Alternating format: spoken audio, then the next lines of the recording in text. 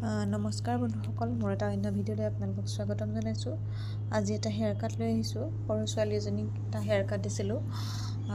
তাইৰ চুলিখিনি বহুত বেছি ডেমেজ আছিলে, সেইকাৰণে তাইৰ যিখিনি চুলি তলফালৰ চুলিখিনি বহুত বেছি ডেমেজ হয়, সেইখিনি কাটি দিছোঁ। আৰু চুলিখিনি আচলতে কিবা জট টাইপৰো আছিলে, মানে কাটিবলৈ বহুত বেছি বেয়া আছিলে আৰু তাইও প্ৰতিপাল কৰিব পৰা নাছিলে, সেইকাৰণে ইমানতে চুলিখিনি কাটি দিছোঁ। চাওকচোন এনেকুৱা বেছি চুলি মানে ডেমেজ চুলিবিলাক কেনেকৈ কাটিব লাগে তাকে দেখাইছোঁ। এই চুলিখিনি আঁচুৰিবলৈ বহুত বেছি, যিমানে ফণি আঁচুৰিছোঁ সিমানে চুলিখিনি ফণিত লাগি লাগি ধৰিছে। চাওকচোন মই কেনেকৈ হেয়াৰ কাটটো দিছোঁ। বাৰে প্ৰতি মই চুলিখিনি আঁচুৰি লৈছোঁ।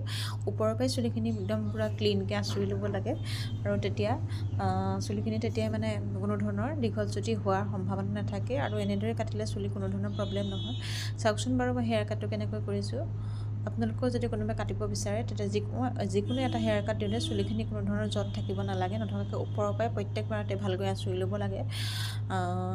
কিছুমান ষ্ট্ৰেট চুলি আছে, বাৰে প্ৰতি নেৰাচুৰিলেও হয়, এবাৰ ভালকৈ জটখিনি ভাঙি ল'লেও হয়, কিন্তু এনেকুৱা চুলিবিলাক বাৰে প্ৰতি আঁচুৰিব লাগিব। বাৰে প্ৰতি আঁচুৰি পেলাই হেয়াৰ কাটটো কৰিব লাগিব, তেতিয়াহে দীঘল চুটি থাকি নাযায়, নহ'লে দীঘল চুটি থাকি যাব। আৰু মই পানীও ভালকৈ লগাই লৈছোঁ, লগাই লৈ এনেকৈ হেয়াৰ কাটটো দি আছোঁ। চাওকচোন বাৰু,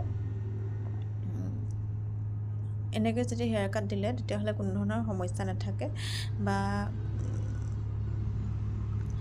আপোনালোকেও যদি এনেকৈ কাটিব বিচাৰে কাটিব পাৰিব। এনেকুৱা বেছি মানে এনেকুৱা ডেমেজ চুলিবিলাক এনেকৈ কাটিব লাগে। আৰু সৰু ল'ৰা ছোৱালী চুলি কাটোতে বহুত বেছি হেৰিয়াত কাটিব নালাগে, চিম্পুলকৈ এটা হেয়াৰ কাট দিব লাগে, তেতিয়া তেওঁলোকে মেনেজ কৰিব পাৰে।